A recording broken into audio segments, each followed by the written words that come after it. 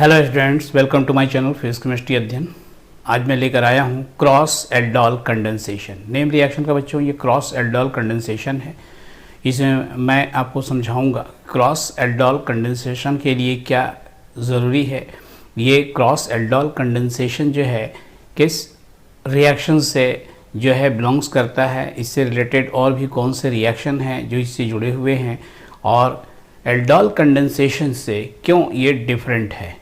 तो वीडियो के एंड तक आप लोग ज़रूर बने रहिएगा। चैनल को सब्सक्राइब करना तो बिल्कुल मत भूलिएगा। तो आइए वीडियो को शुरू करते हैं।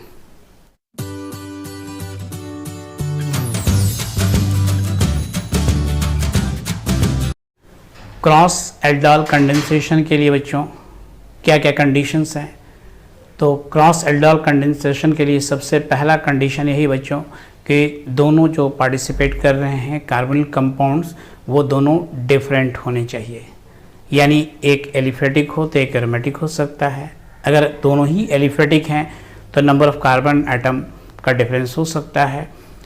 इसमें एटलीस्ट जो है दोनों जो पार्टिसिपेट कर रहे हैं कम से कम एक के पास अल्फ़ा हाइड्रोजन होना कंपलसरी है।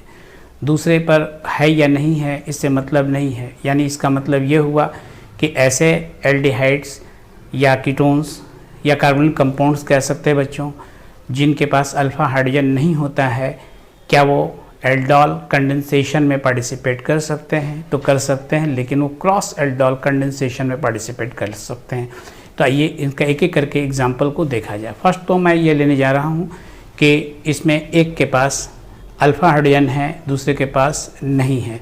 तो अल्फ़ा हाइड्रोजन जिसके पास नहीं होता है वो कार्बोनिल कंपाउंड्स में कौन कौन हो सकते हैं? तो इसमें बहुत से हैं बच्चों। जैसे आप देखें कि आपका फॉर्मल्डिहाइड है, बेंजल्डिहाइड है, ये सभी हैं, और भी इसके कई एग्जांपल्स हैं। तो आइए पहले मैं उसको लेता हूँ जिसमें कि एक के पास अल्फ़ा हाइड्रोजन है लेकिन दूसरे के पास अल्फ़ा हाइड्रोजन नहीं है। तो देखिए बच्चों, इसमें मैं पहला चूज़ करता हूँ फॉर्मल्डिहाइड को। फॉर्मल्डिहाइड है, इसके पास अल्फ़ा हाइड्रोजन नहीं है क्योंकि अल्फ़ा कार्बन एटम नहीं है। और इसमें मैं दूसरे को चूज़ करता हूँ बच्चों, वो है एस्टल्डिहाइड। तो CH2 ये एस्टल्डिहाइड हो गया बच्चों, ये मैं लिया हूँ। अब ये क्या कर रहा है कि कंडेंसेशन में पार्टिसिपेट किया in the presence of dilute base के प्रेजेंस में करता है बच्चों। जैसे कि मैं यहाँ पर NaOH को ले सकता हूँ, NaOH को मैं लिया हूँ, एक न्यू बॉन्ड का फॉर्मेशन किया यहाँ पर। ये क्या हुआ, C है, H है, H है, OH है यहाँ पर बच्चों। ये देखा जाए तो इसके साथ क्या बनाएगा, CH2 न्यू बॉन्ड का फॉर्मेशन किया, और यहाँ पर क्या हुआ, CHO हो गया। तो इस तरह से ये एल्डोल का फॉर्मेशन किया। ये क्रॉस एल्डोल है बच्चों क्योंकि इसमें जो है एक के पास अल्फ़ा तो है, दूसरे के पास नहीं है। तो ये क्रॉस एल्डोल हो गया। दो डिफरेंट जो है इसमें कार्बोनिल कंपाउंड्स हैं, इसलिए इसको क्रॉस एल्डोल कंडेंसेशन कह रहे हैं। और एल्डोल तो जानते ही हैं बच्चों, एल्डोल का मतलब क्या होता है कि ऐसा कंपाउंड्स जिसमें कि एल्डिहाइड भी हो और अल्कोहल भी हो, एल्डिहाइड भी हो, अल्कोहल भी हो। तो क्या उसमें अगर कीटोन है तो कीटोल कहा जा सकता है? यस, आप कह सकते हैं, लेकिन शुरू से ही इसको एल्डोल में मेंशन किया गया है, इसलिए आपको उसको एल्डोल कहना पड़ेगा। कीटोल बन सकता है। जैसे मैं दूसरे एग्जांपल को लेता हूँ, जैसे कि मान लीजिए बच्चों इसमें HCHC फॉर्मल्डिहाइड को ही मैं लेके चल रहा हूँ, ये फॉर्मल्डिहाइड है, और यहाँ पर HCH2 CO CH3 को लिया हूँ बच्चों। अब यहाँ पर क्या है, ये तो कीटोन है, ये चीज़ ये कंपाउंड है, सेम इससे रिएक्शन करके ये कंपाउंड बनाएगा बच्चों। तो ये देखिए किस तरह से हो जाएगा, HC इसके साथ भी OH आएगा, ये H होगा, ये क्या हो जाएगा बच्चों, CH2 हो जाएगा, CO हो जाएगा, ये CH3 हो गया।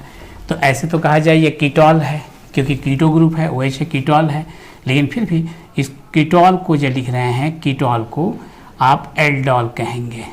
एल्डोल कंडेंसेशन में इसको दिया जा रहा है, लेकिन दोनों क्या है बच्चों, ये डिफरेंट है, इसलिए इसको क्रॉस एल्डोल कंडेंसेशन कहेंगे। हीटिंग इफेक्ट पर सेम रिजल्ट आना है जैसे कि एल्डोल के प्रोडक्ट्स का आता था बच्चों। इसका हीटिंग इफेक्ट का सेम रिजल्ट है, गर्म कीजिएगा इसको तो वही रिजल्ट आना है, क्योंकि यहाँ से अल्फ़ा और बीटा यहाँ पर अल्फ़ा और बीटा दोनों के बीच का जो है एक बॉन्ड, न्यू बॉन्ड का फॉर्मेशन होगा। वाटर मॉलिक्यूल जो क्या करेगा बच्चों, इलिमिनेट करेगा। CH2 हो गया और यहाँ पर क्या हो जाएगा, CH हो जाएगा बच्चों, क्योंकि इसका एक हाइड्रोजन चला गया और ये क्या हो जाएगा, अनसैचुरेटेड, ये आपका क्या बन गया, एल्डिहाइड का फॉर्मेशन हो गया और ये वाटर मॉलिक्यूल यहाँ से लॉस किया। यहाँ पर भी वही चीज़ होगा बच्चों, यहाँ पर भी आप देखें तो CH2 हो जाएगा, डबल बॉन्ड हो जाएगा, CH हो जाएगा, CO हो जाएगा और ये CH3 हो गया। तो ये भी क्या हो गया, अनसैचुरेटेड कीटोन का फॉर्मेशन हो गया। अब ये बहुत ईजी वे में इसका IUPAC नाम लिखा जा सकता है बच्चों। ये क्या हो जाएगा, यहाँ पर ईन है तो ईन कहाँ पर है बच्चों, ये थर्ड कार्बन एटम पर है और क्या हो गया, ऑन है, तो ईन हो गया। तो इसका जो है अनसैचुरेटेड हाइड्रोकार्बन, ये बहुत ईजी में इसका नाम दिखाया जाता है IUPAC, इसका भी नाम लिख सकते हैं। हीटिंग इफेक्ट के बाद जो है वाटर मॉलिक्यूल को ये क्या करते हैं, लॉस करते हैं, H2O को लॉस कर देंगे। अब इस तरह से तो रहा बच्चों कि दोनों ही एलिफेटिक रहें और इसमें जो है इस तरह के मॉलिक्यूल्स को लिया गया। लेकिन अगर इसमें जो है एक से ज़्यादा अगर है तो मतलब दोनों के पास अगर है तो मतलब एक के पास तो अल्फ़ा था, अल्फ़ा हाइड्रोजन था, दूसरे के पास नहीं था, लेकिन अगर बोथ के पास अल्फ़ा हाइड्रोजन हो जाएगा बच्चों तब क्या होगा, तो बोथ के पास जब अल्फ़ा हाइड्रोजन हो जाएगा तो इसके प्रोडक्ट्स जो है बच्चों 4 बनेंगे, 4 प्रोडक्ट्स बनेंगे। एक तो सेल्फ जो है कंडेंसेशन से बनेगा, एल्डोल कंडेंसेशन से बनेगा, और एक क्रॉस एल्डोल कंडेंसेशन से बनेगा। तो 2 प्रोडक्ट ऐसे होंगे जो कि सेल्फ का हो जाएगा और 2 ऐसे हो जाएंगे जो क्रॉस एल्डोल कंडेंसेशन का हो जाएंगे। कुल 4 प्रोडक्ट बनेंगे बच्चों। लेकिन इसमें एक डीमेरिट है बच्चों कि ये मिक्सचर के फॉर्म में मिलेगा, ये कभी भी सेपरेट नहीं मिलेगा। ये जब भी मिलेगा तो चारों कंपाउंड जो बनेंगे वो मिक्स्ड फॉर्म में मिलेंगे। इसलिए क्रॉस एल्डोल कंडेंसेशन को मिक्स्ड एल्डोल कंडेंसेशन भी कहते हैं, मिक्स्ड एल्डोल कंडेंसेशन भी कहते हैं। इसको सेपरेट आउट करना बहुत मुश्किल का काम है। तो इससे आपको बेनिफिट क्या हुआ, इससे इस तरह का जिसमें कि दोनों ही के पास अल्फ़ा है, कोई बेनिफिट नहीं हुआ। लेकिन बेनिफिट यहाँ पर हुआ जिसमें कि एक अल्फ़ा है, एक में अल्फ़ा नहीं है। तो जो ऑलरेडी इसमें कंडेंसेशन में पार्टिसिपेट इंडिविजुअली नहीं कर पाता था, एल्डोल कंडेंसेशन में ये पार्टिसिपेट नहीं कर सकता था, वो आकर के क्रॉस एल्डोल कंडेंसेशन में पार्टिसिपेट कर लिया। तो इसके प्रोडक्ट हमको मिल सकते हैं, तो एक न्यू प्रोडक्ट मिल जाएगा। लेकिन वहाँ पर तो 4 ऐसे बनेंगे जिनका सेपरेट करना बड़ा मुश्किल का काम होता है, इसलिए उसका कोई सिग्निफिकेंस नहीं रहा, कोई महत्व नहीं रहा। और ऐसे देखा जाए तो उस तरह से प्रोडक्ट तो बनाते हैं लेकिन मिक्स्ड फॉर्म में बनते हैं। तो उसके मिक्स्ड फॉर्म में जैसे मैं बता रहा हूँ बच्चों कैसे उसका होता है मिक्स्ड वाले में। ये देखिए, जैसे मैं ले लिया CH3 CHO को और एक मैंने ले लिया किसको, कीटोन को ले लिया, जैसे CH3 CO CH3 को। बहुत ध्यान से समझेंगे बच्चों, इसमें अल्फ़ा है, इसमें अल्फ़ा है, दोनों के पास अल्फ़ा है। तो ये क्या काम करेगा कि सेल्फ जो है एल्डोल कंडेंसेशन में जो बच्चों सेल्फ एल्डोल कंडेंसेशन में एक प्रोडक्ट का बनाएगा। ये भी अपना सेल्फ एल्डोल कंडेंसेशन में एक प्रोडक्ट ये भी अपना बना लेगा। सेल्फ एल्डोल कंडेंसेशन में दोनों पार्टिसिपेट कर सकते हैं क्योंकि दोनों मिक्सचर में है तो दोनों बना सकते हैं। अब इसमें से दूसरा क्या होगा बच्चों कि इसका हाइड्रोजन, इसका कीटोन का ये हाइड्रोजन इसके साथ आकर के बॉन्ड का फॉर्मेशन कर लेगा, OH बॉन्ड, और इसके बीच में एक न्यू बॉन्ड का फॉर्मेशन कर लेगा।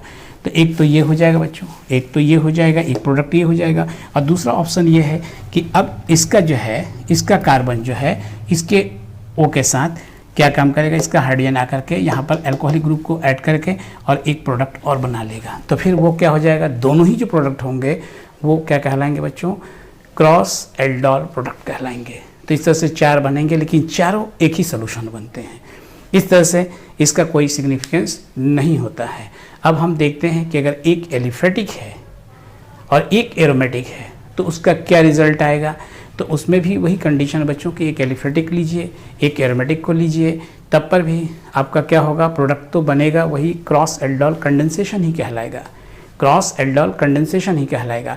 लेकिन इस तरह के रिएक्शन को एक और भी रिएक्शन के नाम से जानते हैं और वो है क्लेजन, जो है क्लेजन शेमेट कंडेंसेशन रिएक्शन के नाम से जानते हैं। वहाँ पर भी यही होता है लेकिन उसका हीटिंग इफेक्ट के बाद इसका प्रोडक्ट उसके प्रोडक्ट से क्या होता है, इक्वल होता है, क्योंकि वो भी अनसैचुरेटेड एल्डिहाइड्स या कीटोन्स का फॉर्मेशन करता है। यहाँ पर भी हीटिंग इफेक्ट के बाद जो बच्चों अनसैचुरेटेड एल्डिहाइड्स या कीटोन का फॉर्मेशन करेगा, और वो भी क्या करता है, एरोमेटिक कंपाउंड्स का फॉर्मेशन करेगा। यहाँ पर भी जो बच्चों एरोमेटिक कंपाउंड का फॉर्मेशन होगा। तो दोनों में काफ़ी सिमिलरिटी है। तो आइए उस रिएक्शन को देखा जाता है, वो रिएक्शन कैसे लिखते हैं। केयर कीजिएगा बच्चों, ये तो मैं समझा चुका आपको।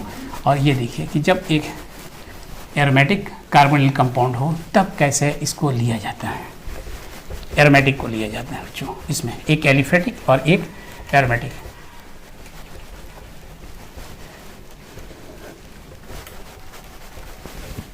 देखिए बच्चों, जैसे कि मैं ये ले रहा हूँ, ये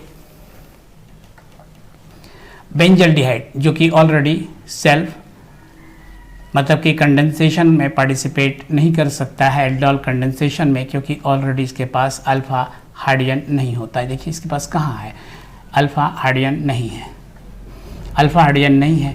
लेकिन अगर मैं इसको एसीटोन के साथ लेता हूँ, CH2 CO CH3, इसके साथ मैं लेता हूँ तो इसके पास तो अल्फा है, तो एक एरोमेटिक का हो गया, एक एलिफेटिक का हो गया। तो ये एक प्रोडक्ट बन जाएगा बच्चों। डाइल्यूट NaOH के प्रेजेंस में ये जब रिएक्शन करेगा तो ये एक बॉन्ड का फॉर्मेशन कर देगा, यहाँ पर बॉन्ड का फॉर्मेशन कर देगा बच्चों। तो ये क्या हो जाएगा, ये रिएक्शन को वहाँ एडजस्ट नहीं हो पाएगा। मैं यहाँ लिख देता हूँ, ये देखिए बच्चों, ये इस तरह से हो जाएगा। ये आ गया इस तरह से। जो भी बॉन्ड था, बॉन्ड का पोजीशन चाहे उस तरह से रखें, जो भी रखिए कोई फ़र्क नहीं पड़ता है। यहाँ पर बच्चों C रहेगा और क्या रहेगा, H रहेगा इसके साथ, एक न्यू बॉन्ड का फॉर्मेशन करेगा और वो क्या हो जाएगा, CH2 हो जाएगा, CO के साथ हो जाएगा, CH3 हो जाएगा, और यहाँ क्या हो जाएगा बच्चों, OH हो जाएगा। तो ये भी क्या हो गया, एक एल्डोल का प्रोडक्ट हो गया। ये एल्डोल प्रोडक्ट है क्योंकि एक OH ग्रुप है, एक कीटो ग्रुप है, एल्डोल प्रोडक्ट आ गया। अगर इसका मैं हीटिंग इफेक्ट में ले जाता हूँ बच्चों, इसको गर्म करता हूँ मैं, तो फिर ये क्या हो जाएगा, इस तरह का ये प्रोडक्ट दे देगा। ये अनसैचुरेटेड जो है कंपाउंड में कन्वर्ट हो जाएगा, यानी CH डबल बॉन्ड CH, फिर क्या हो जाएगा, ये CH हो गया, ये CH हो गया, फिर क्या हो जाएगा बच्चों, CO में चला जाएगा, और फिर क्या हो जाएगा, CH3। तो अनसैचुरेटेड ये एल्डिहाइड में कन्वर्ट हो जाएगा। इसमें क्या एलिमिनेट किया, वाटर मॉलिक्यूल एलिमिनेट किया। तो ये तो रहा एल्डोल, और ये रहा आपका इसका प्रोडक्ट। इसका प्रोडक्ट ये बन गया जो कि अनसैचुरेटेड ये हो गया, अनसैचुरेटेड हो गया। तो डेफिनेटली इस तरह के रिएक्शन का जो सिमिलरिटी लेते हैं बच्चों, इस तरह का जो ये रिएक्शन जो है, ये प्रोडक्ट जो है ठीक उसमें बनता है। किस में बनता है बच्चों, Claisen, Claisen CLASAIN, Claisen, Schmidt,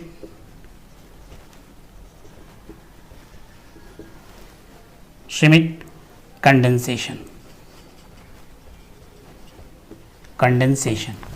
तो क्लेजन श्मिट कंडेंसेशन रिएक्शन में ये प्रोडक्ट बनता है, क्योंकि वहाँ पर क्या होता है, सीधे वाटर मॉलिक्यूल को पहले हम लोग लिखते हैं डाइल्यूट NH के प्रेजेंस में लिखते हैं, हीटिंग फैक्टर के साथ डायरेक्ट उसकी वैल्यू को लेके चलते हैं, तो ये डायरेक्ट प्रोडक्ट आता है। और इसमें क्या है, पहले एल्डोल को बनाया जाता है, फिर उसके बाद जो है हीटिंग इफेक्ट के बाद ये रिजल्ट आपको मिलता है।